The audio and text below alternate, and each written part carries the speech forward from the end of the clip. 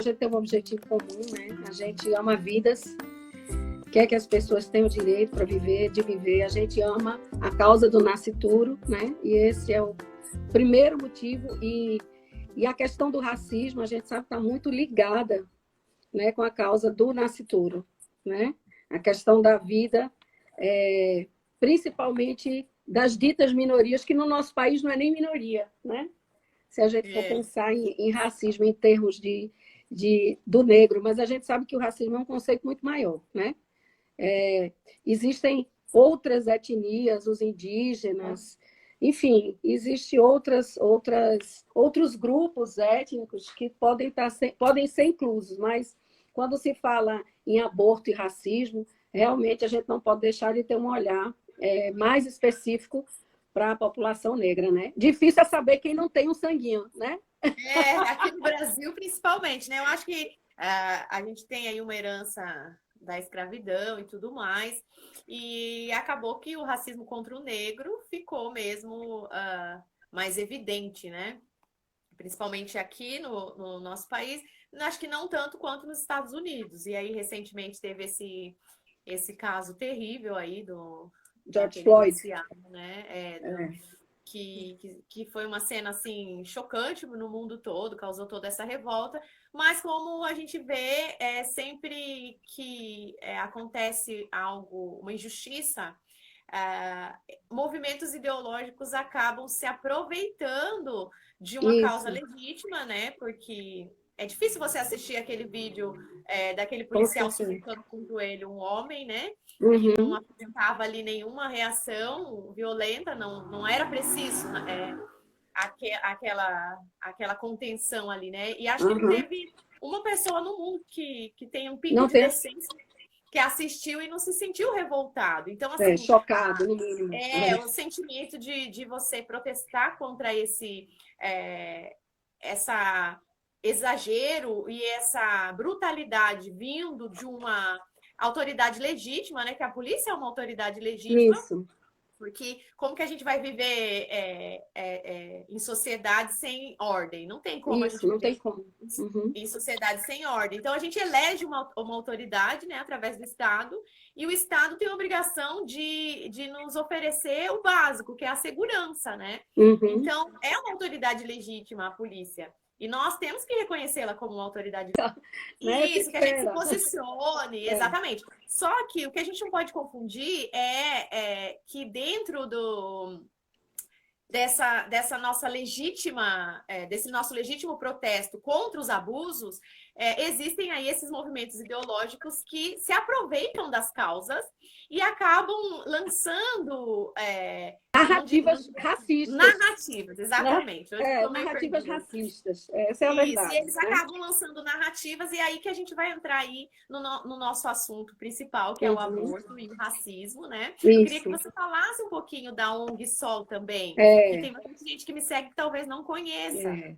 A Sol, ela existe há 3 anos, eu sou médica, não sou obstetra, mas por fora de ofício, a vida para mim é um bem inestimável, estudei para isso, e cada dia mais isso é uma coisa que pulsa, e é exatamente o clamor pela injustiça, né? No Brasil, a gente vê poucas organizações se levantando a favor daquele que não tem voz, né? O deficiente físico, ele tem voz, algumas situações de restrição. Hoje, agora, recentemente, o pessoal, os filhos da Zika vírus têm voz, né? Mas o nascituro, desde sempre, desde a década de 60, 70, ele vem sendo, que se toma conhecimento, porque foi quando foi legalizado o aborto nos Estados Unidos. Os Estados Unidos, mais ou menos, eles ditam a moral do mundo, é impressionante isso, né? Como foi aquele caso de Roe versus Wade, né? E, na verdade, não sei se você já viu a história por trás, que, inclusive, foi uma invenção feminista, Feminista, de 2 advogadas que queriam, né, eram ativistas pro aborto e acharam uma pessoa que topou, né, fazer criar uma história para justificar esse aborto ser legalizado, né? E, na verdade, a criança nasceu, né? Foi adotada, ela não chegou a abortar, o menino, o bebê dela viveu, ela realmente sofreu um estupro, mas esse bebê, mas só aos 16 anos, não foi desse bebê que ela teve aos 22, né? Depois de anos, essa mulher se arrepende, né? E confessa seu erro, mas aí hoje você já tem 328 milhões de bebês abortados por ano, né? E, na verdade, ela foi uma vítima também ali da má intenção de duas advogadas, né? Que usaram ali de uma pessoa frágil, de uma pessoa emocionalmente abalada, e acabaram, mas assim, sabe o que conduzindo ela a isso, né? Me intriga que ela demorou muito, sabe? Ela demorou muito. Parece que, se eu não me engano, parece que só depois que ela se converteu que ela confessa, né? Isso foi em 1970, ela se converteu em 1995. Isso, só aí que ela veio a público. Entendeu? Nas bodas de prata da história. Então, de lá para cá, é claro que melhor que ela tenha falado a verdade. Finalmente, a verdade aparece sempre, né? E essa é a nossa esperança, por isso que a gente está aqui, né? Não que a gente seja dona da verdade, mas contra fatos não há argumentos, né? A gente está aqui para discutir fatos, né? E o que a gente vê é que realmente, pelo menos a realidade americana, que eu creio que não é tão diferente da nossa, né? Em relação à população negra, realmente existe uma dívida cultural e social com a população negra, mas essa dívida cultural e social não pode ser paga às custas da morte dos próprios filhos. Isso não existe, né? Dizer que a mulher negra ou qualquer tipo de mulher empoderada através do aborto é uma falácia, né? Porque você não pode dizer que você recebe força e você recebe, sei lá, motivação para ir adiante com sangue nas suas mãos, e um sangue que vem do seu próprio filho. Isso não tem sentido, né? Isso não se sustenta, né? Até onde a civilização vai, né, para justificar. É uma coisa solta. E a gente vê que nos Estados Unidos isso funcionou de tal maneira que 40% dos abortos são de negros. A população negra está diminuindo, né? 13%, os negros americanos correspondem a 13% da população e 30% dos abortos são feitos por mulheres negras. E também aí entra uma questão estratégica, digamos assim, do surgimento das clínicas, né?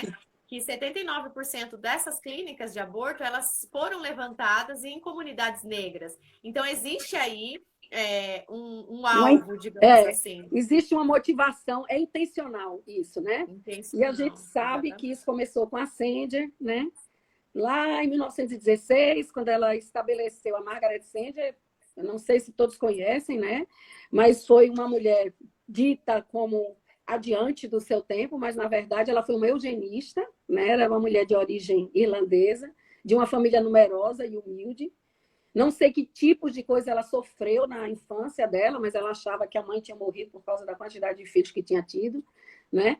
E ela começou a desenvolver e a se posicionar. Ela era muito adepta dos ideais socialistas e foi uma mulher que ela gostava muito do Hitler, né? Isso, que ela era o que moveu os débeis, como ela dizia, né? As pessoas negras, as minorias, os hispânicos, ela chamava de débeis, as pessoas com deficiência, elas não tinham, elas tinham que ser extirpadas para que a raça fosse purificada e alcançasse a supremacia, né? Chegou a participar da Ku Klux Klan e, sob esse pretexto, né, tem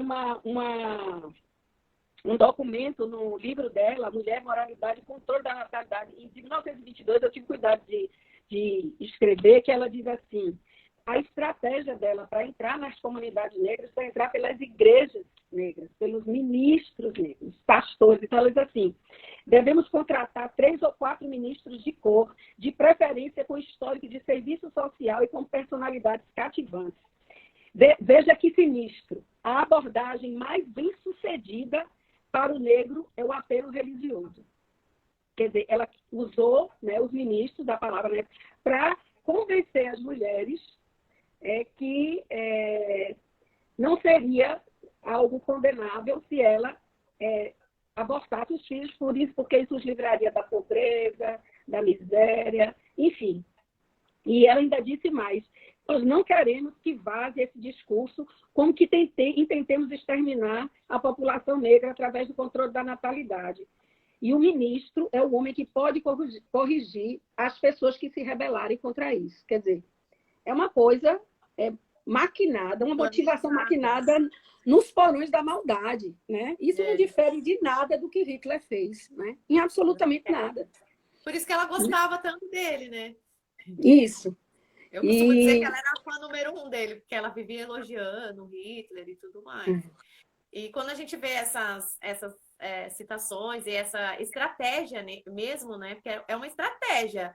Literalmente, Isso. a vida é uma estratégia. E hoje, o líder da maior comunidade cristã, que a maioria dos membros são negros nos Estados Unidos, ele, junto com algumas outras autoridades, inclusive a sobrinha do Martin Luther King, eles lutam muito em favor dessa conscientização do cidadão americano de entender que houve uma estratégia, né? Havia um objetivo de realmente impedir o negro americano de se reproduzir. O medo da Sanger, o principal medo dela era que no futuro os americanos fossem em maioria negros e não brancos, né? Então, assim, quando a gente vê que existe uma estratégia mesmo, que não é segredo para ninguém, e até hoje a principal indústria do aborto americana é a que a Sanger fundou, né? E aí você vê esses movimentos como Vidas Negras Importam vindo e comovendo a sociedade, né? Se apoderando de causas legítimas de violência contra o negro, mas, ao mesmo tempo, fazendo vistas grossas para essa realidade do aborto. Porque como o movimento Vidas Negras Importam foi fundado por 3 feministas, né? Por mulheres feministas, todo o feminismo, independente da vertente feminista, eles não abrem mão dessa pauta que é o aborto. Né? Eles não abrem mão de defender o aborto como um direito da mulher. E aí você vê que existe aí uma certa hipocrisia em gritar que as vidas negras importam, enquanto o aborto é a causa número 1 de morte de negros americanos. Então, onde está esse movimento quando essas crianças negras estão sendo impedidas? Elas não podem nem nascer, na verdade, né? Porque a vida delas já não tem valor já não mesmo. Tem. De 3 mulheres que engravidam, 2 mulheres negras, 2 bebês são abortados. Cheguei a ver uma estampa, não sei como falar, você põe, como tem na Nasdaq, enfim, dos Providas, dizendo assim, o pior lugar para um bebê negro estar é no útero. Então, um lugar que devia ser de aconchego, mas é um lugar de maior perigo, né? E o pior é que as mulheres engolem isso realmente como um fator de empoderamento, dito empoderamento. E eu fico pensando, eu digo, gente, e as mulheres negras que estão no ventre, que empoderamento recebem? Porque até nisso, né? Não tem nenhuma coerência. Ok, que o que aconteceu com George Floyd foi terrível, aquilo foi algo, acho que marcou o mundo inteiro, aquela cena de subjugar, ele estava ali subjugado, né, sem conseguir, submetido ali, sem conseguir respirar, é terrível, uma morte terrível, né? Mas não difere também das práticas de aborto, né? E aí que eu fico me perguntando, as pessoas ficam tão chocadas com atos de violência, e é certo que fiquemos chocados mesmo com atos de violência, mas o aborto, ele é um ato extremamente violento. Não só contra uma vida em formação, né? Que assim é o estado do ser humano onde a gente se encontra mais vulnerável, né? Mais indefeso. E todo procedimento de aborto, ele é extremamente violento, não apenas contra o bebê, mas contra o corpo da mulher também. Né? São métodos extremamente agressivos e violentos. Isso. Completamente antinaturais, né? Porque o corpo, quando o bebê chega na hora de nascer, o corpo tem uma dinâmica para expulsar o bebê, né? E ele é extirpado ali aos pedaços. Eu digo assim, é como você estar numa cela e alguém chegar com a serra elétrica para te cortar de pedacinho. Você não tem para onde correr, né? Quando a gente um documentário, eu acho que chama... Grito Silencioso. Grito Silencioso. Isso. Que é assim, olha, para você conseguir assistir. É difícil. Olha, é muito difícil. Muito difícil. O bebezinho vai todo para um cantinho, tentando achar um lugar onde ele pudesse se esconder. Né? É assim, É de você não tem como assistir não empolgado. É Se eu não me verdade. engano, esse documentário foi Assim, feito pelo. Eu não sei se essa doutor, informação que eu tenho é correta, mas eu acho que esse, não é esse documentário que foi feito pelo médico que fez descobriu o 75 mil ultrassom. abortos, Nathan. Foi ele, Sim, e daí a inclusive, primeira ultrassom que ele viu, ele isso. automaticamente mudou a posição dele, né? Isso. E E aí ele, tem e esse ele documentário. fala, né, a narrativa dele, e ele mesmo diz que ele não sabia, ele sabia que o número de mortes por aborto clandestino nos Estados Unidos não era aquela que eles apregoavam, mas que servia ao momento, servia, os fins justificavam os meios, né? E servia aquilo aonde eles queriam chegar. E a população americana tão instruída engoliu, assim como a nossa tem engolido de uma forma muito passiva. Eu acho que a sociedade como um todo tem engolido passivamente essa mortandade. No Brasil, são 100 mil abortos por ano, abortos provocados, né? Como é que a gente faz essa conta? A gente sabe que metade dos abortos complicam e precisam de procedimentos médicos, né? Não é morte de mulheres, é abortos, é morte de bebês. Né? Graças a Deus, os bebês, as mulheres não têm mais morrido, cada dia menos. É uma falácia.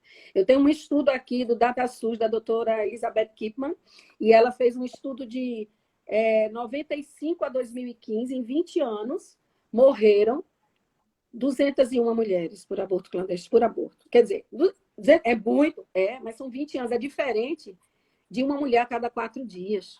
Sim, mas o interessante que eu acho Entende? é que o discurso pró-aborto, ele diz visar muito a mulher, né? Eles falam que nós que somos pró-vida, nós ignoramos o sofrimento da mulher, o que é mentira. Porque Mentira. as principais ONGs voltadas ao amparo de mulheres, tanto que fazem o aborto ou que têm uma gravidez indesejada, vítimas de estupros, essas ONGs, elas são ou católicas ou protestantes. Então, E é uma acolhem. mentira. E acolhem e ajudam, e muitas vezes ajudam até no processo de adoção daquela mãe que não quer ou não tem condições. Então, assim, é uma mentira dizer que quem é pró-vida fala só em favor do bebê. Na verdade, além de ser uma mentira, a questão também existe que essas artistas, geralmente, que é quem são quem Promove.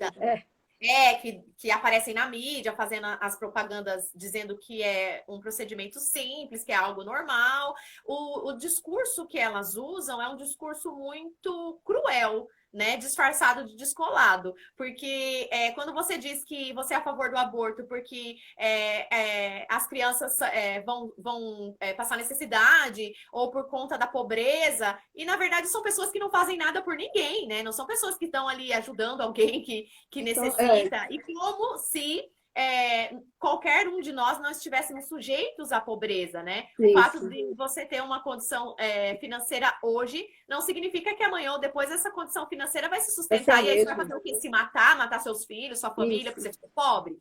Tipo, não tem lógica em que isso. lugar do mundo todo mundo é rico? Não existe. Em que lugar do mundo? Assim, você, nos países desenvolvidos, você tem o mínimo necessário, mas isso é um alvo a ser alcançado. Isso deveria ser um alvo a ser alcançado, inclusive por esses ativistas pró-aborto, que você não vê se moverem na direção do auxílio. Essas mulheres que são apoiadas para abortar, normalmente o pós nunca é revelado. Essas mulheres, você não vê um estudo que acompanhe essas mulheres do ponto de vista psiquiátrico. Quando é que a gente descobre? Não direcionado para o público de aborto. Você descobre quando essas mulheres também precisam de assistência psiquiátrica ou médica, e no histórico dela está. Mas não existe uma preocupação de um suporte com essas mulheres, né? A gente vê que o aborto dito legal, né? As mulheres não sabem que podem entregar esse filho para adoção, isso é uma lei já. E essa mulher não é informada, então ela chega lá desesperada, não encontrou ninguém, porque o que a gente observa é que 80% das mulheres que a gente acolhe desistem, né? E isso é maravilhoso. E a gente tem casos assim lindos assim de reversão completa de uma maternidade que contesta o discurso feminista, né? Que diz isso. que a mulher ela quer abortar porque é um direito ou porque é um ato de empoderamento e tudo mais. Na verdade, esses dados de desistência é a realidade que contrasta com o discurso ideológico, né? Isso. Então, o que a gente vê hoje na assistência pública, ainda que eu não seja obstétrica, mas é o que a gente vê, é que as mulheres que estão morrendo, sim, são aquelas mulheres pobres, muitas vezes negras, mas que não têm assistência pré-natal e não são partejadas e não têm assistência puerperal. É isso que essas mulheres precisam, que as pessoas precisam. Não tem a ver com uma procura pelo aborto, Não né? tem a ver com mulheres que querem sim ter seus filhos, mas que são impedidas pela desassistência do Estado. Então, a questão é outra. Por que morre muito gente parda e preta? A nossa população, a maioria, hoje é 54%, se você juntar os dois, é de pardos e pretos. E sim, há um grande bolsão dessa população que é, sim, pessoas de cor. Pessoas de cor, elas têm mais tendência à hipertensão, que é uma doença que afeta mais, assim como a osteoporose afeta mais mulheres brancas, a hipertensão afeta mais mulheres de cor, e assim na maturidade. Então, o que você vê são mulheres na idade de 30 e pouco, 40 anos, ainda querendo ter seus filhos e mal assistidas. E essas mulheres estão morrendo nos corredores da maternidade porque fazem uma eclâmpsia, não podem ser sulfatadas, porque são uma situação que ela tinha que ser assistida numa UTI, tem uma vigilância, entende? Então, assim, na verdade, ela não está morrendo porque é preta. Ela não está morrendo porque quis fazer aborto. Ela está morrendo porque ela está sendo mal assistida. E na maioria das vezes... Contra isso, você não vê militância lutando para melhorar. Ninguém. Né? Você não vê ninguém clamando pela saúde dessas mulheres que estão morrendo nos corredores, querendo ter seus filhos, né? E ali com uma dificuldade mesmo de ter um atendimento adequado e tudo mais. E é um número expressivo. Só que em favor dessas mulheres, aonde está a militância feminista que diz se importar com a mulher? E é aí que eu digo que a realidade é o melhor argumento contra qualquer ativismo cego. Porque se o feminismo ele realmente lutasse pelas mulheres, ele estaria lutando por essas mulheres que estão morrendo nos corredores dos hospitais. Mas essas mulheres não importam para elas, porque essas mulheres não dão narrativa para o discurso ideológico. E é curioso. Assim como as crianças abortadas também. Elas não dão narrativa. Então, por que falar delas? Essas vidas negras, então, não importam. Não importam, exatamente. E isso foi a gente teve aqui uma fala na Assembleia Legislativa do Estado e estava lotada de feministas na frente. E quando eu comecei a falar isso, eu disse, eu desafio vocês a irem lá agora, nessas maternidades. Olhem quem está morrendo. Olhem os corredores, onde estão. Sim, mulheres negras, sim, mulheres da periferia, sim, que querem ter seus filhos. Quem vai se levantar por elas? Elas baixaram os cartazes e saíram. E não falaram mais nada. Entende? Porque não interessa para a militância, né? Então, assim, isso, a nossa cidadania, enquanto pessoa humana, enquanto esse clamor por justiça, por civilidade, pelo órfão, pela viúva, tem que buscar esse caminho. A igualdade social é a questão da oportunidade que tem que ser igual. Para qualquer um, porque você vai em estados americanos como a Geórgia, de maioria negra, e você vê que os negros estão muito bem, são professores universitários, são médicos, são pessoas que têm um papel na sociedade importante. Por quê? Porque receberam oportunidade, porque vá lá, olhe o esqueleto de uma pessoa e você é capaz de dizer se ela foi negra, branca, parda. Isso não existe, somos pessoas, não é? É claro que hoje a gente está enfatizando essa questão dos bebês negros abortados, porque nós aproveitamos aí o tema em pauta para estar falando sobre essa perspectiva do racismo e dos bebês negros americanos, principalmente, que estão aí no topo das estatísticas. Mas é lógico que o aborto ele atinge bebês de todas as nacionalidades e etnias, né? Isso. Na China, o número de abortos é extremamente alto também. Principalmente né? Então, assim, se for menina. Se for mulher. Exatamente. E aqui no Brasil, se nós formos ver mesmo quem são as pessoas que encabeçam aí essa luta pró-aborto, são pessoas que têm condições. Então, e geralmente são pessoas brancas, né? Classe média alta que estão praticando aborto. Então, assim, a gente está aqui falando de uma realidade americana porque são estatísticas confirmadas e tinha ali toda uma estratégia do surgimento dessas clínicas, mas não quer dizer que outros bebês não estejam também sendo abortados e não estejam sofrendo aí outras etnias não estejam sofrendo aí também com o aborto, né? Uma vez eu assisti no programa daquela Mariana Godoy, que tem acho, na Rede TV, uma discussão sobre o aborto. E aí nesses programas de TV eles sempre chamam várias artistas, não são artistas, são subcelebridades, aquelas pessoas que vão em qualquer programa para aparecer. E aí, para defender a vida, eles chamam sempre um padre de batina. Já para, vamos dizer assim, para colocar ali um estigma de que quem é uma questão religiosa. É uma questão religiosa, né? E mesmo que esse padre tenha argumentos científicos interessantes para apresentar, eles não deixam ele falar. Porque eles sempre começam a apontar o dedo para a questão da moralidade, da igreja, não sei o quê. E aí, nesse programa específico, aconteceu uma coisa que eu achei assim espetacular. Deve ter no YouTube, eu vou procurar para ver se eu coloco esse trecho aqui nas minhas redes sociais, porque é muito bom. Tem uma dessas subcelebridades falando que já tinha feito mais de um aborto e tudo mais. E ela tenta passar ali como se ela tivesse muito bem, só que ela acaba falando que ela entrou numa depressão profunda depois desses abortos e tudo mais, foi muito difícil. Escapou. Tipo, por que será, né? Mas que tudo bem, que ela se sentia ótima por ter feito, que foi uma decisão boa e tal. E nesse decorrer do programa, eles fazem uma chamada de vídeo com uma paratleta brasileira. Se eu não me engano, ela é medalhista olímpica de tênis. E que ela descobriu durante a gravidez que ela ou abortava, ou se ela tivesse o filho, ela ia ficar paraplégica. E ela não pensou duas vezes. Ela chamou a família dela e falou: eu vou ter esse bebê.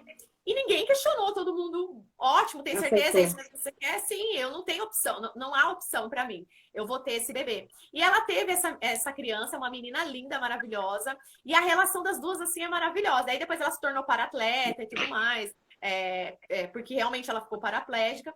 E o testemunho dela é tão maravilhoso, dela e da filha, que todo mundo que estava ali defendendo aborto, que tinha feito aborto, isso e aquilo, e na verdade tinha detonado a vida psicológico, não tinha onde colocar a cara, porque era a realidade batendo de frente com aquele argumento de que havia uma justificativa, né? E uma frase que ela terminou assim, contando a história dela, ela falou assim, que a apresentadora perguntou para ela, mas você não pensou nenhuma vez em abortar, né? Você ficaria paraplégica, você não pensou nenhuma vez? Ela falou, não, porque como que eu ia dormir à noite? Eita, ui. Né? Nossa, e a filha dela é linda, é maravilhosa, assim, sabe? É tudo tão lógico, tão simples, né? Assim, a maternagem realmente é uma opção, como essa mulher fez a opção pela maternagem, mas o deixar viver é uma questão moral. É uma questão de civilidade. Eu até disse, eu digo, todo mundo aqui, nesse dia que a gente foi lá na Assembleia Legislativa do Estado, daqui de Pernambuco, de todo mundo ficou muito, muito chocado com aquele cachorro que o pessoal matou na frente do Carrefour a pauladas. Eu também achei aquilo chocante. Mas tirar um filho de dentro aos pedaços, sai braço, sai cabeça, sai uma perna, sai outra. Comércio, né? Para um comércio. Para um comércio. Ninguém se choca. O que é isso? Que moral elástica é essa? Que é permissiva para uns? Se você matar uma tartaruga, você vai preso. Pisar no ovinho de tartaruga, minha filha? Acabou a sua vida. Se você pisar, se você matar um bebê, você tem uma justificativa, né? Antes de eu entrar profundamente nessa história do aborto, antes de ter a maturidade que eu tenho hoje, as convicções que eu tenho hoje, a questão do estupro era uma questão que me deixava assim, poxa, gerar uma pessoa... uma violência, um pouquinho assim, né? Antes de você, assim... Antes de se aprofundar. De você se aprofundar. Mas aí quando você imagina que o bebê, ele é tão vítima quanto, né? E que ele é a primeira pessoa que vai pagar pela situação, porque ele vai pagar com a vida. A mulher pode pagar com os traumas, mas amanhã ela pode ser curada emocionalmente, ela pode contrair um casamento, enfim, ela tem milhões de possibilidades, mas para ele acabou. Então a mulher vai lá, faz o aborto, ele pagou a pena, a pessoa que abusou, quando é preso, os direitos humanos vêm e dizem que ele é uma pessoa que tem problemas psiquiátricos, problemas de outra natureza, que precisam de uma segunda chance, mas o bebê não tem chance nenhuma, né? E acabou para ele. Então, assim, que moral é essa? Onde é que está essa justiça? Tem um estudo também do Instituto Elliott, que eu tenho até esse estudo no meu blog, num texto chamado Filhos do Trauma, que foi quando a primeira vez, depois de eu ter me aprofundado mais, a primeira vez que eu passei a olhar, a ter esse outro olhar sobre o bebê vítima de estupro, né? Que é o fruto de uma violência sexual. Que até então também ficava meio assim, que a gente fica assim, porque é uma violência sofrida, uma violência, né? A gente se comove com isso, principalmente por sermos mulher, né? Imaginamos o peso disso. Mas a gente tende a realmente deixar o bebê em terceiro plano, né? Tem a mulher, tem o criminoso que tem segunda chance e o bebê nunca tem. E aí, depois que eu me aprofundei mais, eu escrevi esse texto chamado Os Filhos do Trauma, né? Que são as pessoas que não têm ninguém por elas, literalmente, são as pessoas mais desprezadas do mundo, né? Porque a mãe não quer, muitas vezes não, na maioria das vezes a mãe não quer, o pai é um estuprador. Marginal. A sociedade diz pode matar. Não tem ninguém que quer. E aí eu comecei a pesquisar e cheguei nesse estudo do Instituto Elliott, que o médico fez com mulheres vítimas de estupro que optaram por não... as que optaram por abortar e as que optaram por não abortar. Das que abortaram, não superaram o trauma. Em 10 anos, elas não superaram o trauma. Das que abortaram, teve uma porcentagem acima de 50% de que superaram muito bem o trauma. Algumas ficaram com os filhos, amaram os filhos, né? Não cresceram ali com um desprezo pelo filho, né? Não desenvolveu uma relação de ódio, mas uma relação de afeto e amor.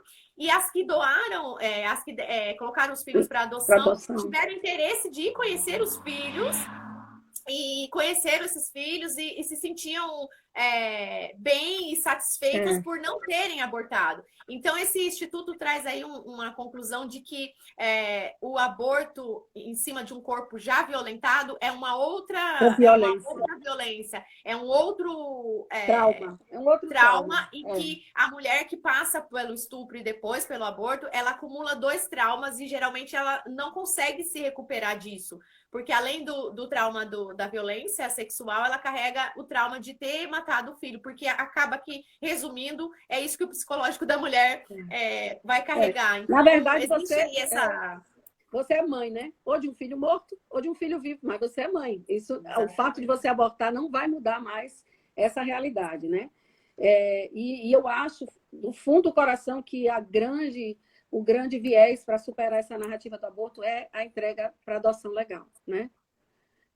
Isso aí, você não morre e você não mata, né? E você dá uma chance que você mesmo teve. É um mínimo de coerência, né? Que você pode ter. É um mínimo de coerência. Não julgando as pessoas que abortaram, porque a gente sabe, eu estava dizendo, eu comparo a pessoa que aborta com um suicida, sabe? Se você chegar a tempo, você consegue impedir. Se você chegar a tempo nele, se você tem um acesso ao coração dessas pessoas, se você se mostra como um ser humano que tem compaixão, que está ali, estou com você, né? Você consegue tirar a pessoa desse lugar de morte, porque é um lugar de morte. É um lugar de morte, né? Depois que as máscaras caem, né? Teve até uma atriz do Oscar, acho que desse último Oscar, que estava usando um broxinho da Planned Parenthood, né? Que é a tal que a Sanger fundou e até hoje é a maior responsável pela indústria literalmente eugenista e racista, né? Isso, né? E continua com a mesma estratégia, bairros de pobres, bairros de negros, as comunidades hispânicas, perto dos colégios de segundo Exatamente. grau. E a mesma instituição que faz o aborto é a instituição que orienta sexualmente os adolescentes e jovens, distribui preservativos e anticoncepcionais de baixa qualidade. E também existe a questão aí, que precisa ser falada também, que essas indústrias, essas empresas que praticam o aborto, que fazem o aborto, elas sustentam o mercado também de carne humana, literalmente, é o que eu falo, né?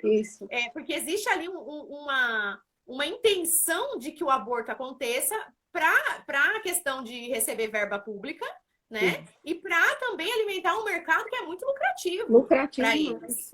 Né? Então, aí... assim, não tem intenção nenhuma de evitar o aborto. Pelo contrário, eles incentivam a prática, né? Porque para eles é lucrativo. Eles promovem. Eu vi depoimentos chocantes de dizer para um adolescente que o bebê tinha deformidade e não tinha, né? Tem um documentário, né?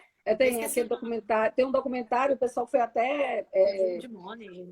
Blood Money.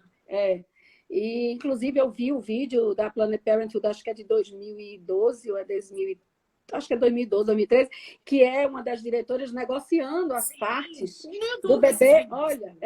Olha, o fígado é tanto. E comendo, lanchando. Pedindo uma Lamborghini, né? Que ela pediu um carro. A champanhe, né? E vendendo as partes do bebê. A gente acerta o valor, quanto é a cabeça, quanto é o fígado. Olha, a gente é mais trabalhoso quando a gente tem que tirar isso aqui inteiro. Nossa, enfim, horrível, verdade. É algo assim. Não é nenhum segredo, né? É o que eu falo, gente. Tá aí para todo mundo ver, tá no YouTube esses vídeos, né? Tem lá. Chega a ser macabro, né? É uma coisa, é macabro você ver uma coisa daquela e encarar como normalidade e usar isso numa narrativa de empoderamento, né? Com a capa, digamos assim, né? Com a máscara, como você disse mesmo, a máscara de que há uma preocupação com a mulher, mas como a gente está conversando aqui, não há uma preocupação real com a mulher. Eu sempre falo o seguinte: se as feministas elas realmente estivessem lutando pelo direito sobre o próprio corpo, elas estariam lutando para as leis de laqueadura serem mais... vasectomia, né? Isso, vasectomia, laqueadura serem mais flexíveis, né? E você não vê nenhuma mulher lutando para tirar o útero, por exemplo. E você simples, não quer ter filho, tira o útero, né? Mas você não vê elas... Não vê. É uma cultura hedonista, egocêntrica, do eu, né? E tem até um dia, né? Eu não me lembro direito se é 27 de setembro, que é o Dia Mundial da Luta Feminista pró-aborto, que elas se reúnem no mundo inteiro. Eu não lembro se é 27 de setembro, eu sei que é em setembro. Que elas se reúnem no mundo inteiro para fazer a maior propaganda pró-aborto.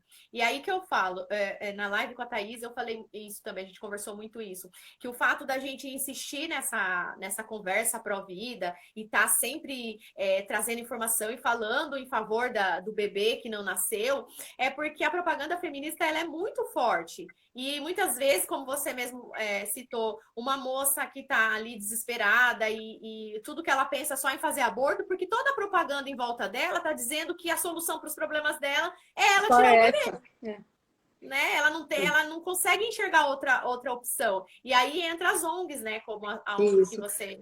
Porque, infelizmente, o viés ideológico ele entrou de uma maneira tão forte, inclusive nas escolas médicas. Eu acho que a minha maior tristeza hoje, como médica, eu tenho 31 anos de formada, é ver meninas que entram na residência médica de GO, né, ginecologia obstetrícia, completamente tomadas por aquela coisa, vidas valem, pessoas valem. O binômio materno-fetal vale.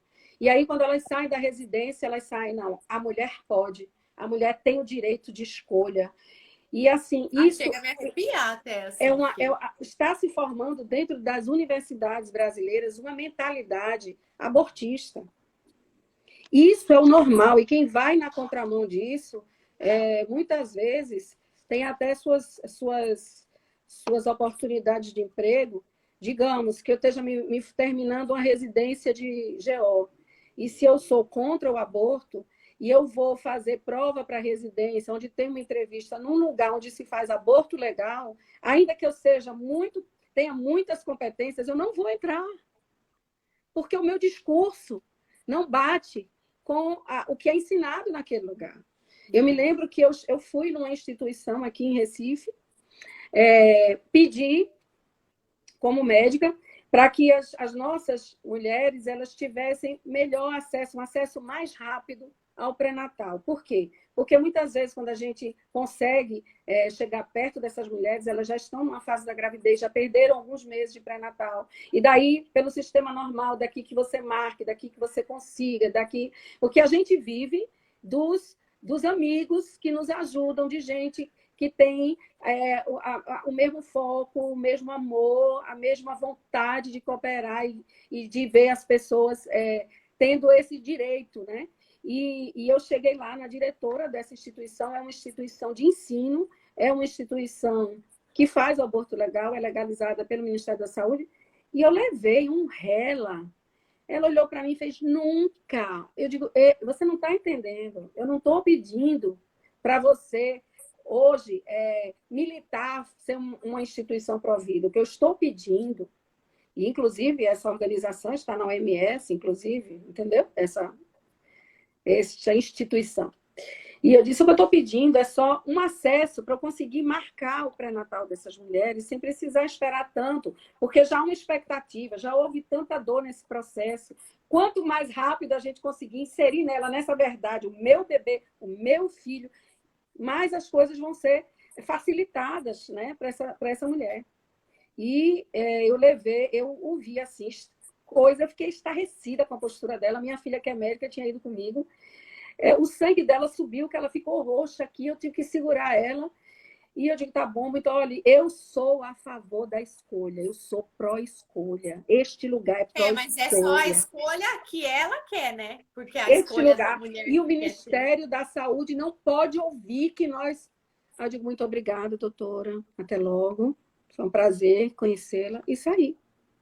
Entendeu? Então, nós não podemos contar, infelizmente, com a postura das autoridades constituídas. Infelizmente, esse viés ideológico que infiltrou em todos os lugares, e quem achar ruim que ache, mas tá? Esse olhar egocêntrico, esse olhar que nada vale a não ser a sua vontade, a sua vida, a despeito de qualquer coisa, o seu bem-estar, isso extrapola para as outras esferas da vida. Então, não existe mais comunidade, não existe mais um sustentar o outro, não existe mais, entende? E essas instituições recebem dinheiro para fazer isso. Muito dinheiro. Muito dinheiro. Como eu falo sobre as iniciativas de coletivos de feministas cristãs, né? Que elas dizem que são cristãs, mas militam pró-aborto. Então, não são cristãs. É verdade. Né? Não são, gente. É um absurdo você ter, em pleno 2020, você ter que reafirmar publicamente que não existe feminista cristã, porque as feministas, elas militam pró-aborto em qualquer circunstância. Então, aí você vê teólogas, né? Se dizendo ali cristãs, mas militando em favor do aborto de uma forma extremamente cruel e egoísta mesmo, né? Alguém escreveu ali uma coisa aqui nos comentários que é uma escolha de uma opção só. E é bem isso mesmo. Porque se você... Até outro discurso, né? Como você mesmo falou, quando a gente traz um outro discurso, elas tentam calar. Né? Então, que liberdade é essa que a mulher só pode falar o discurso que eles pregam? Né? O discurso que nós fazemos não é válido. Então, assim, quando eu vejo essas militâncias dentro das igrejas, eu fico muito triste, porque eu vejo que, como para o cristão é um absurdo você... de qualquer forma, é um absurdo você ser a favor do aborto. Então, eu vejo que demorou muito para ter assim, iniciativas pró-vida dentro das igrejas, por exemplo. Porque dentro da cabeça do cristão não entra essa ideia de você ser contra a vida, né? Só que hoje em dia a gente vê que esses coletivos, eles estão dentro de tudo, de igreja, de escola, de faculdade, de tudo. Então, assim, existe uma discussão que não é religiosa, né? Existe, inclusive, movimentos de ateus que são pró-vida, Eu né? tenho, Porque inclusive, um amigo, colega de turma, médico, ele é neurocirurgião, ele é ateu, se diz, né, ateu, mas ele é tão humano, ele valoriza tanto, e ele abomina, porque é uma sim, questão tem uma associação de mundial de ateus que são pró-vida. isso, é uma questão de você ser um ser humano. Você é um Uhum. ser humano, é Que não são incontestável isso. questões religiosas, né? É lógico que, como cristãos, nós temos as nossas questões religiosas, mas Uhum. além das nossas questões religiosas, a ciência, a neurociência, a própria psicologia, ela traz argumentos suficientes para dizer que o aborto não é uma boa opção. Né? É verdade. Aí a gente vê que a única coisa que sustenta a defesa do aborto é a ideologia mesmo. Não tem. E até a ideologia, quando você vai a fundo e você vai mastigar o que tem nela, ela não se sustenta. Mas essa discussão profunda, ela não é suportada, porque a fala da gente é cortada, né? É É. uma democracia para um lado só, assim como o Uhum. aborto é uma opção, né? Só para uma pessoa, né? O que mais me deixa doída é ver que existem leis de proteção. A lei do nascituro continua valendo, né? Existe uma lei que a mulher que vai fazer o aborto legal, ela pode dar o filho para ser adotado. Naquele momento, ela pode desistir, porque as pessoas têm uma ideia de que o aborto legal, dito seguro, ele não mata. Mas no ano de 2000, eu estava vendo aqui no DataSUS, nesse trabalho da Elizabeth Kipman, no ano de 2015, morreram 4 mulheres pelo aborto dito legal, por complicações do aborto legal. E nos Estados Unidos, a gente tem vários vídeos, eu não sei se você viu, mas eu já vi, de mulheres que entram andando nas clínicas e saem entubadas. São clínicas que têm As mulheres que têm o útero perfurado perfurado. também, que acabam tendo ali um problema por ter atingido outros órgãos. Existem várias retaliações ao corpo da mulher que isso não é empurrado para baixo do tapete na propaganda, né? Ninguém informa que qualquer procedimento médico não tem 100% de segurança. Ninguém sabe o que Sim, pode às acontecer. vezes a gente vai fazer uma coisinha no dedo ali, você já pode Entendeu? voltar, né? Então, essa coisa de aborto seguro é uma falácia. É uma falácia. Na verdade, o aborto é algo da antinatureza, não é? Né? Existem situações em que a mulher aborta espontaneamente e você também vê essas mulheres passando por dor. O aborto voluntário, ele deixa a memória no corpo e na alma. E quem negar isso está mentindo, né? E um dia essa narrativa vai cair. Mas enquanto ela não cai, as pessoas estão sendo mortas. E eu fico pensando se a pessoa que ia curar o câncer já não foi enviada, se a pessoa que ia curar a AIDS já não estava por aqui, né? Quantas pessoas maravilhosas, Beethoven, o Cristiano Ronaldo, quantas pessoas que fizeram diferença, né? O Steve Jobs mudou a forma da gente se comunicar, foram pessoas que iam ser abortadas, né? E você negar ao outro um direito que você teve é covardia. É covarde. Eu costumo dizer assim que para você entender que não há justificativa para o aborto, é só você lembrar quando, por exemplo, algum conhecido ou familiar seu fica grávido, fica grávida, né? Grávido não, porque grávido não, ninguém fica grávida, e aí ela chega com o exame ali dos 3 meses apenas, e todo mundo dá parabéns para ela. É verdade, é Né? verdade. E aí, quando é para abortar, não é um ser humano? Aí, quando é para abortar, não, mas 3 meses nem tem vida. Ué, mas quando não está se falando em aborto, aquela mulher já é vista como mãe e recebe os parabéns. Né? É verdade. Acho que nosso tempo vai acabar. Né? 3 minutos. 2 minutos. Foi um prazer falar com você, Sandra. Também, obrigada pelo convite. Faz tempo que a gente está para fazer, nunca dá certo, mas dessa vez saiu. Mas a gente vai fazer outras, se assim Deus nos permitir, e eu espero que permita, porque é um assunto que é muito caro, né, para a gente aí estar trazendo para para informar mesmo as Para pessoas. esclarecer as pessoas, é verdade. Eu acho que quanto mais conversa, quanto mais fala disso, mais as pessoas vão também criando mais segurança para se posicionar também em favor da vida, né? Vendo que existe aí vários argumentos, várias verdades não ditas ainda. Verdades não ditas, absorvidas. Exatamente. Tá bom? Um beijo grande, querida. Foi um prazer enorme te conhecer. Já te admirava e aumentou. Ah, que bom! A live vai